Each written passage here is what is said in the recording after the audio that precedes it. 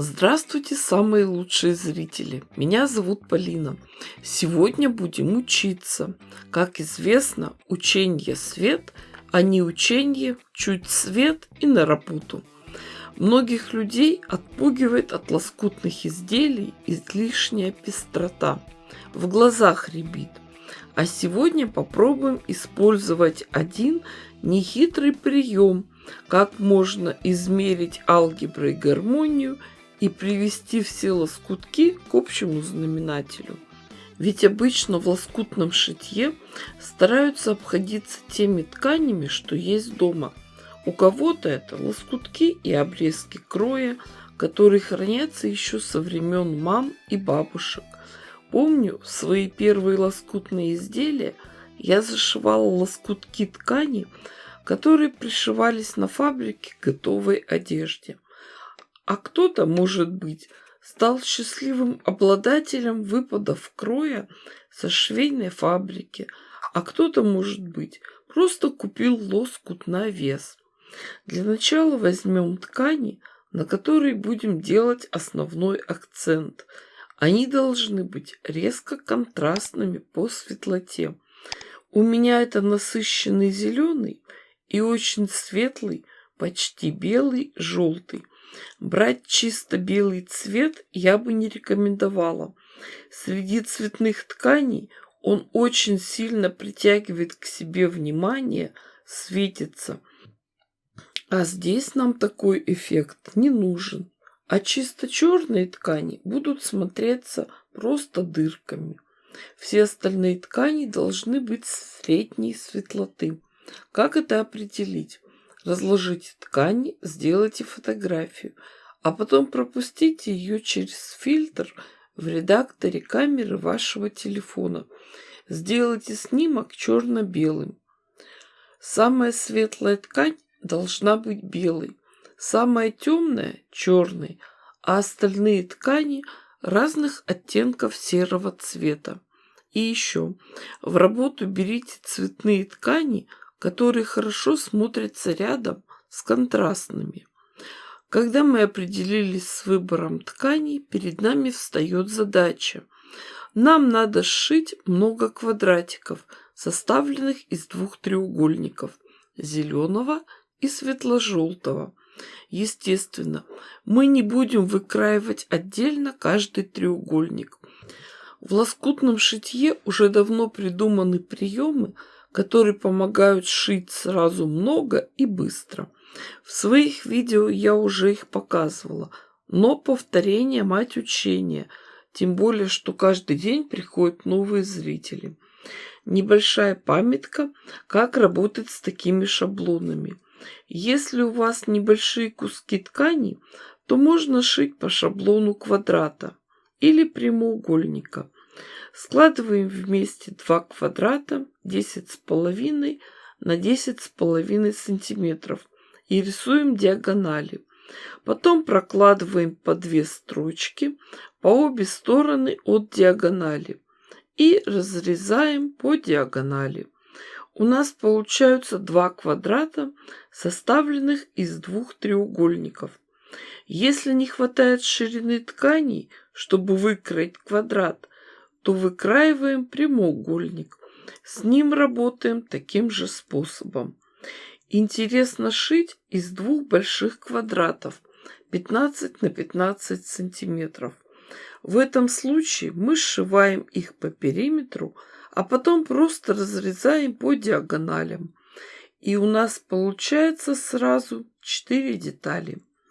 А мы сегодня будем шить сразу по 8 деталей. Для этого берем два квадрата 21,5 на 21,5 сантиметра. Просто у меня есть шаблон линейки такого размера. Почему даю именно такие размеры? Дело в том, что потом все готовые детали получаются одного размера 9,5 на 9,5 сантиметров. Но это моя задумка. Другие мастерицы шьют с другими размерами. Знаете, девочки, очень часто начинающих мастериц отпугивает необходимость приобретения специальных инструментов. Уверяю вас, без многого можно обойтись. Ведь достаточно хороших портновских ножниц, простого карандаша, водорастворимого маркера – это что поставлять тонкую линию. Но без чего нам действительно не обойтись – это линейки. Из своего опыта скажу, что чаще всего нужна линейка 10 на 45 сантиметров. Чем хороша линейка? У нее одна сторона противоскользящая, хорошо лежит на ткани. Сами понимаете, ткань – это ткань. Она может и елозить, и сбиваться. Ткань укладываем ровно, прижимаем линейкой и рисуем линию. Для сегодняшней работы мне нужны полоски шириной 5,5 сантиметров. Линейка прозрачная. С ее помощью легко наметить полоски нужной ширины. А дальше уже режем ножницами. Эта линейка хороша тем, что на ней есть метки углов и 30 градусов, и 45, и 60. С ними гораздо легче работать, намечать диагонали и линии швов. Еще одна линейка, которая очень нужна лоскутницам. Специальная линейка в дюймах. Знаю, что самый частый вопрос, который задают в комментариях, а почему в дюймах? Пишут, вы почему поклоняетесь всему западному? Давайте все в наших родных сантиметрах. Но дело в том, что вся Европа, практически все страны мира живут по метрической системе мер. Метры, сантиметры, миллиметры, километры. Каждую величину просто умножаем на 10, дописываем нолик. Но в мире есть 3 страны, которые упорно не хотят подчиняться мировому сообществу. Это Либерия, Мьянма, которая совсем недавно была Бирма, и США. У них до сих пор все измеряется в дюймах, футах, милях. И, естественно, многие мастер-классы по лоскутному шитью, которые приходят к нам из США, даются именно в дюймах. Можно долго возмущаться, а можно просто приобрести себе линеечку с делениями в дюймах и горя не знать. 1 дюйм равен 2,54 сантиметра. Сейчас даже сантиметровые ленты для швей выпускают с учетом этого. С одной стороны сантиметры, а с другой дюймы. В принципе, это довольно удобно. Давайте посмотрим на наши швейные машинки. Они тоже сделаны под дюймы. Вот вроде бы мелочь. Многие на это не обращают внимания. Давайте измерим дюймовой линейкой расстояние от иглы до края лапки в бок. Вы думаете, оно одинаковое? Как бы не так. С одной стороны 3/8 дюйма – это примерно 1 сантиметр. А с другой стороны 1/4 дюйма – это примерно 6-7 миллиметров. В лоскутном шитье очень важна ширина припуска, иначе углы не совпадут или изделие получится другого размера. Ссылку, где можно приобрести эти линеечки, я оставлю в описании под видео. А сейчас поработаем с большими квадратами. Первым делом нарисуем 2 диагонали. Не надейтесь на свой глазомер. Здесь нужна исключительная точность. Тщательно проверяем все углы. И 45 градусов, и 90 в центре. А потом рисуем еще 2 линии. Строим перпендикуляры, проходящие через центр. Чтобы ткани не смещались, обязательно закалываем их булавочками. На швейной машинке строчку делаем мелкой, крепкой.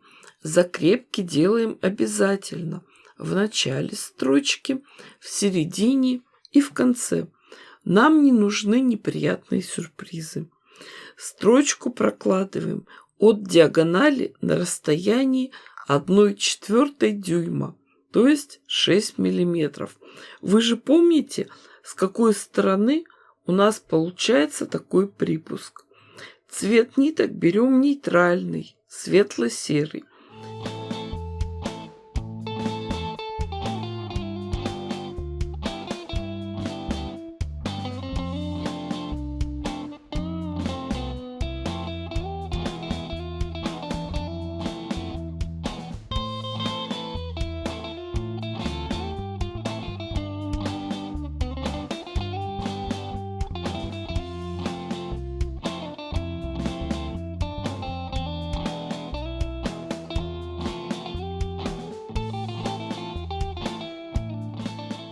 Когда прошиты все диагонали, заготовку надо проутюжить, а потом приступить к дальнейшей работе.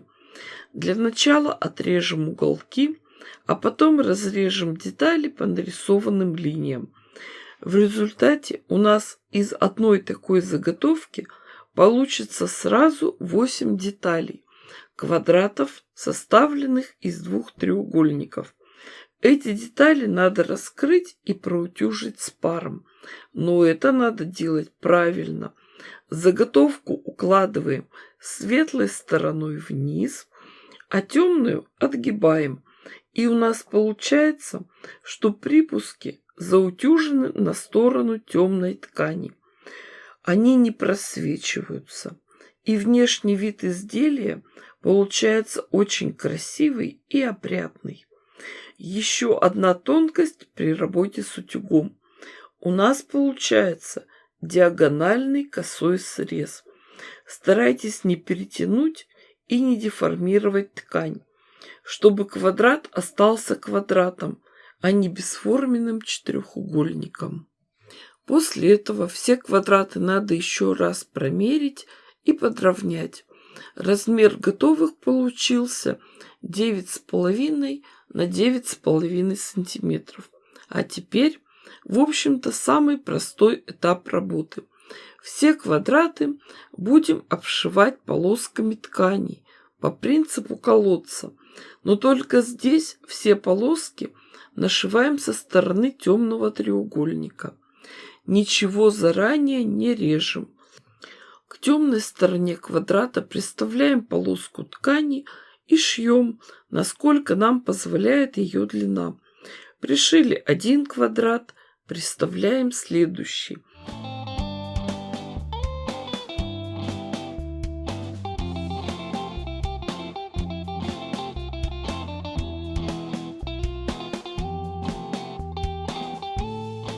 А потом отгибаем эту полоску, отпариваем утюгом все швы. С помощью линейки намечаем линии разрезов и получаем сразу много деталей заготовок. Таким же способом обшиваем и другую сторону.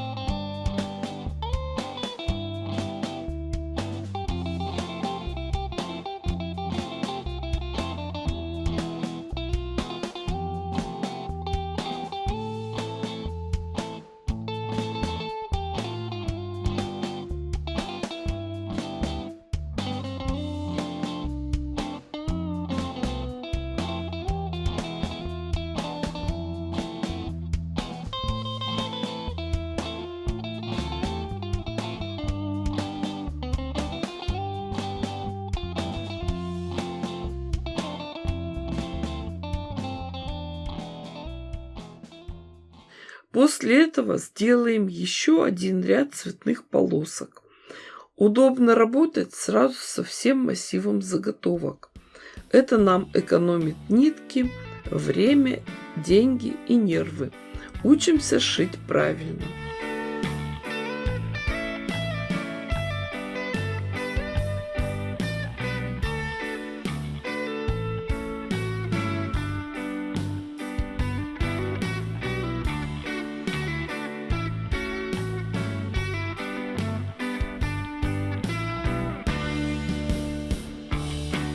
Всего на каждой детали будет по 4 полоски.